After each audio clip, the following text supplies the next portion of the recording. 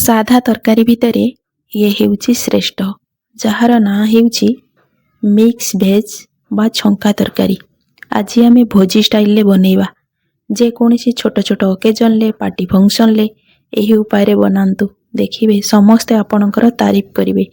ଯେଉଁମାନେ ନନଭେଜ୍ ଖାଆନ୍ତିନି ସେମାନେ ଏହି ଉପାୟରେ ବନାନ୍ତୁ, ଆପଣ ଖାଆନ୍ତୁ, ଆପଣଙ୍କ ପରିବାରର ସମସ୍ତ ମେମ୍ବରକୁ ଖୁଆନ୍ତୁ।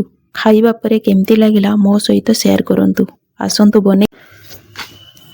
ପ୍ରଥମେ ମିକ୍ସ ଭେଜ୍ ବନେଇବା ପାଇଁ ମୁଁ ଏଠି କ'ଣ କ'ଣ ସବୁ ପନିପରିବା ନେଇଛି ଆସନ୍ତୁ ଜାଣିବା। ଫାଷ୍ଟ ଏଠି ମୁଁ 2ଟି ମିଡ଼ିୟମ୍ ସାଇଜ୍ର କଞ୍ଚା ଆଳୁକୁ କାଟିକି ଧୋଇକି ନେଇଛି। ତାପରେ 150 ଗ୍ରାମର ବୋଇତାଳୁକୁ କାଟିକି ଧୋଇକି ନେଇଛି। କେହି କେହି ମଧ୍ୟ ଏହାକୁ କଖାରୁ ବୋଲି କହନ୍ତି, କିନ୍ତୁ ଆମ ଆଡ଼େ ଏହାକୁ ବୋଇତାଳୁ କହନ୍ତି। ଆପଣ କଖାରୁ ବି କହିପାରିବେ। ଏହା ଛଡ଼ା ମୁଁ 2ଟି ମିଡ଼ିୟମ୍ ସାଇଜ୍ ବିଟ୍ ରୁଟ୍କୁ କାଟିକି ଧୋଇକି ନେଇଛି। ଆଉ 2ଟି ମିଡ଼ିୟମ୍ ପେପ୍ସିକମ୍କୁ ଧୋଇକି କାଟିକି ନେଇଛି। ତାପରେ ଗୋଟେ ଗାଜରକୁ ଧୋଇକି କାଟିକି ନେଇଛି।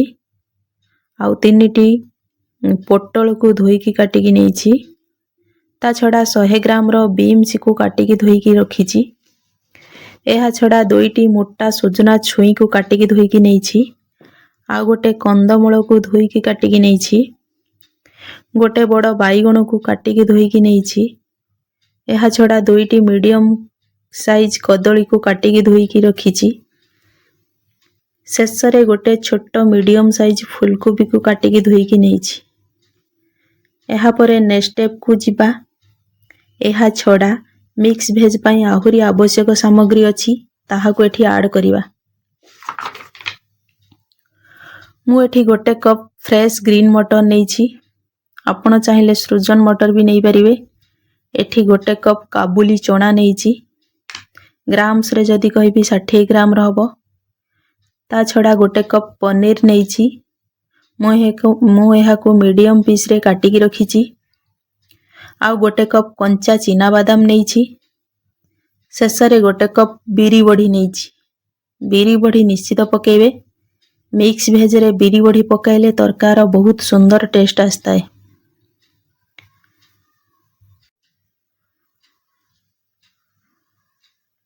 ମିକ୍ସ ଭେଜ୍ ପାଇଁ ମୁଁ ଯେଉଁ ପନିପରିବା ସବୁ କହିଲି, ଏ ପନିପରିବା ଭିତରୁ ଯେଉଁଟା ଆପଣଙ୍କୁ ପସନ୍ଦ ସେଇଟା ଆପଣ ଆଡ଼ କରିପାରିବେ, ଆଉ ଯେଉଁଟା ପସନ୍ଦ ନାହିଁ ଆପଣମାନେ ସ୍କିପ୍ କରିପାରିବେ। ଏହାପରେ ନେକ୍ସଟ ଷ୍ଟେପକୁ ଯିବା। ପନିପରିବା ସବୁ ଛାଣିବା ପାଇଁ ଏଠି ଗୋଟେ କଡ଼େଇରେ ଅଧିକ ପରିମାଣରେ ତେଲ ନେଇକି ହାଇ ଫ୍ଲେମ୍ରେ ତେଲକୁ ଗରମ କରିକି ନେଇଛି। ଏହାପରେ ଛାଣିବା। ତେଲ ଗରମ ହେଲା ପରେ ଫାଷ୍ଟ କଞ୍ଚା ଚିନାବାଦାମକୁ ଦେଇକି ଟିକେ ଗୋଲ୍ଡେନ୍ କରି ଛାଣି ନେବା। ଆଉ ଗୋଟେ ପାତ୍ରରେ ସାଇଡ଼୍ କରି ରଖିବା। ତାପରେ ବିରି ବଢ଼ିକୁ ଛାଣି ନେବା। ବେଶୀ ସମୟ ଛାଣିବାନି, ଅଳ୍ପ ଟାଇମ୍ରେ ବିରି ବଢ଼ି ଆମର ଛାଣି ହୋଇଯିବ। ଏହାପରେ ପନିରକୁ ଛାଣି ନେବା। ପନିରକୁ ଗୋଲ୍ଡେନ୍ ହେଲା ପର୍ଯ୍ୟନ୍ତ ଛାଣିବା। ତାପରେ ବାହାର କରିକି ଗୋଟେ ସାଇଡ଼୍ରେ ରଖିବା। ପରେ କଞ୍ଚା ଆଳୁ ଆଉ କନ୍ଦମୂଳକୁ ଏକା ସାଙ୍ଗରେ ଛାଣି ନେବା। ଆଉ ଗୋଲ୍ଡେନ୍ ହେଲା ପର୍ଯ୍ୟନ୍ତ ଛାଣିବା। ବାହାର କରିକି ଗୋଟେ ସାଇଡ଼୍ରେ ରଖିବା। ତାପରେ ବୋଇତାଳୁକୁ ଛାଣି ନେବା।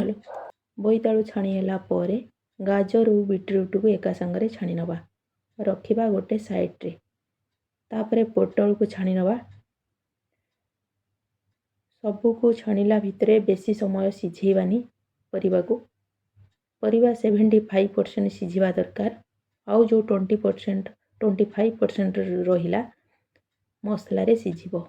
ବେଶୀ ସିଝିଗଲେ ମିକ୍ସ ଭେଜ୍ର ମଜା ରହିବନି। ତାପରେ ବିମ୍ସକୁ ଛାଣି ନେବା। ବିମ୍ସ ହେଇଗଲା ପରେ ପେପ୍ସିକମ୍କୁ ଛାଣି ନେବା। ପେପ୍ସିକମ୍ ହୋଇଗଲା ପରେ ଫୁଲକୋବିକୁ ଗୋଲ୍ଡେନ୍ ହେଲା ପର୍ଯ୍ୟନ୍ତ ଛାଣିବା। ମନେ ରଖିଥିବେ ସମସ୍ତ ପନିପରିବାକୁ ହାଇ ଫ୍ଲେମ୍ରେ ଛାଣିବା। ହାଇ ଫ୍ଲେମ୍ରେ ଛାଣିଲେ କ'ଣ ହେବ ନା ପରିବାର ଅଧିକ ତେଲ ଟାଣି ନଥାଏ। ଦେଖନ୍ତୁ ଏଠି ଆମର ସବୁ ପନିପରିବା ଛାଣିଲା ଭିତରେ ତେଲ ଆମର ପୁରା କଳା ପଡ଼ିଯାଇଛି। ଆମେ ଏହାକୁ ବାହାର କରିଦେବା। ନୂଆ ତେଲ ୟୁଜ୍ କରିବା। ଏହାପରେ ଆମେ ବାଇଗଣକୁ ଛାଣି ନେବା। ବାଇଗଣ ହୋଇଗଲା ପରେ କଞ୍ଚା କଦଳୀକୁ ଭଲ ଭାବରେ ଛାଣି ନେବା। ଆଉ ସବୁକୁ ଟିସୁ ପେପର ଉପରେ ରଖିବା। ଟିସୁ ପେପର ଉପରେ ରଖିଲେ କ'ଣ ହେବ ନା ପରିବାର ଏକ୍ସଟ୍ରା ତେଲ ସବୁ ଟାଣି ନେବ। ଦେଖନ୍ତୁ ମୁଁ ସବୁକୁ ଏଠି ଭଲ ଭାବରେ ଛାଣି ନେଇ ରଖିଛି। ଯଦି ଆପଣଙ୍କୁ ଅଧିକ ତେଲରେ ପନିପରିବାକୁ ଛାଣିକି ରାନ୍ଧିବା ପସନ୍ଦ ନଥିବ, ଆପଣମାନେ ସବୁ ପନିପରିବାକୁ ଅଳ୍ପ ତେଲରେ ଭାଜିକି ନେଇପାରିବେ। ଏବେ ଆମେ ଗୋଟେ ମସଲା ପ୍ରସ୍ତୁତ କରିବା। ମସଲାରେ ଫାଷ୍ଟ ନେଇଛି 2ଟି ତେଜପତ୍ର, ଗୋଟେ ବଡ଼ ଚାମଚ ଗୋଟା ଜିରା, 5ଟି ଲବଙ୍ଗ, ଗୋଲମରିଚ, 3ଟି ଶୁଖିଲା ଲଙ୍କା, ଗୋଟେ ଷ୍ଟାର ଫୁଲ। ଏଠି ମୁଁ ଗୋଟା ଧନିଆ ଦେଇନାହିଁ, ମୁଁ ଧନିଆ ପାଉଡ଼ର ମସଲାରେ ଆଡ଼୍ କରିବି। ସବୁ ଗୋଟା ମସଲାକୁ ମିକ୍ସିଂ ଜାର୍ରେ ଦେଇକି ଭଲ ଭାବରେ ଶୁଖିଲା ଗୁଣ୍ଡ କରିଦେବା। ଏବେ ଆମେ ଏଥିରେ ଦେବା ଅଦା। ଏଠି ମୁଁ 2 ଇଞ୍ଚର ଅଦା ନେଇଛି, 2ଟି କଞ୍ଚା ଲଙ୍କା ନେଇଛି, ଆଉ ଗୋଟେ ବଡ଼ ସାଇଜ୍ର କଟା ହୋଇଥିବା ଟମାଟୋକୁ ନେଇଛି। ଏବେ ଆମେ ଗୁଣ୍ଡ କରି ରଖିଥିବା ମିକ୍ସିଂ ଜାର୍ରେ ଦେଇଦେବା। ଆଉ ପାଣି ଟିକେ ଦେଇ ଚିକ୍କଣ କରି ଗ୍ରାଇଣ୍ଡିଙ୍ଗ କରିନେବା। ଏବେ ଦେଖନ୍ତୁ ମସଲା ରେଡ଼ି ହୋଇଗଲା। ଏଇଭଳି ଯଦି ମସଲା ଘରେ ପ୍ରସ୍ତୁତ କରିବା, ବାହାର ମସଲା କିଛି ଦେବା ଦରକାର ନାହିଁ। ଆଉ ଏହି ମସଲା ତରକାରୀ ପଡ଼ିଲା ପରେ ତରକାରୀ ପୁରା ଜବରଦସ୍ତ ଲାଗିବ। ଏପଟେ ଦେଖନ୍ତୁ ଯେଉଁ କଡ଼େଇରେ ଆମେ ପରିବା ଛାଣିଥିଲେ ସେହି କଡ଼େଇରେ 2 ଚାମଚ ତେଲ ଥିଲା। ସେଥିରେ 2 ଚାମଚ ଜିରା ଆଉ 2ଟି ତେଜପତ୍ର, ଗୋଟେ ଚାମଚ କସ୍ତୁରୀ ମେଥି ଦେଇଦେବା। ଯେଉଁ ମସଲା ପ୍ରସ୍ତୁତ କରି ରଖିଥିଲେ ତାକୁ ଏହା ଉପରେ ଦେଇଦେବା। ଆଉ ଏହା ଉପରେ ଅଧା ଚାମଚ ହଳଦୀ ପାଉଡ଼ର, ଗୋଟେ ଚାମଚ କାଶ୍ମୀରୀ ଚିଲି ପାଉଡ଼ର ଦେଇଦେବା। ତାପରେ ଗ୍ୟାସ୍ର ଫ୍ଲେମ୍କୁ ଲୋ ଟୁ ମିଡ଼ିୟମ୍ରେ ରଖି କଷିବା। ଆଉ 3 ମିନିଟ୍ ପର୍ଯ୍ୟନ୍ତ କଭର୍ କରିକି ଛାଡ଼ିଦେବା। ଏପଟେ ଆଉ ଗୋଟେ ମସଲା ପ୍ରସ୍ତୁତ କରିବା।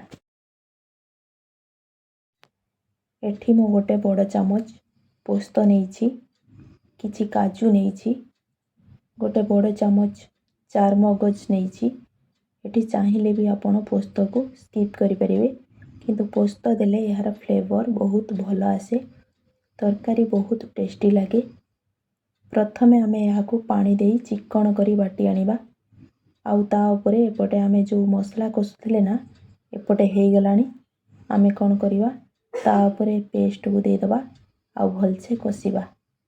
ଆଉ ତା ଉପରେ ସବୁ ପନିପରିବାକୁ ଦେଇଦେବା। ଆଉ ଭାଜିକି ରଖିଥିବା ବିରି ବଢ଼ିକୁ ଦେଇଦେବା। କଷିବା। କଷି ସାରିଲା ପରେ 2 ମିନିଟ୍ କଭର୍ କରିକି ଛାଡ଼ିଦେବା। କଭର୍ ଖୋଲି କାଟିକି ରଖିଥିବା ଧନିଆ ପତ୍ର ଦେଇଦେବା। ଏବେ ଆମର ରେଡ଼ି ହୋଇଗଲା ଭୋଜି ଷ୍ଟାଇଲ୍ ମିକ୍ସ ଭେଜ୍। ଯଦି ଆପଣଙ୍କୁ ମୋ ଭିଡ଼ିଓଟି ଭଲ ଲାଗିଥିବ, ଆପଣ ନିଶ୍ଚିତ ମୋତେ ଲାଇକ୍, ସେୟାର, କମେଣ୍ଟ କରିବେ। ଆଉ ଯଦି ଆପଣ ମୋ ଚ୍ୟାନେଲରେ ନୂଆ, ଆପଣ ନିଶ୍ଚିତ ମୋ ଚ୍ୟାନେଲଟିକୁ ସବସ୍କ୍ରାଇବ୍ କରିବାକୁ ଭୁଲିବେନି। Bye, love you, God bless you, ଜୟ ଜଗନ୍ନାଥ।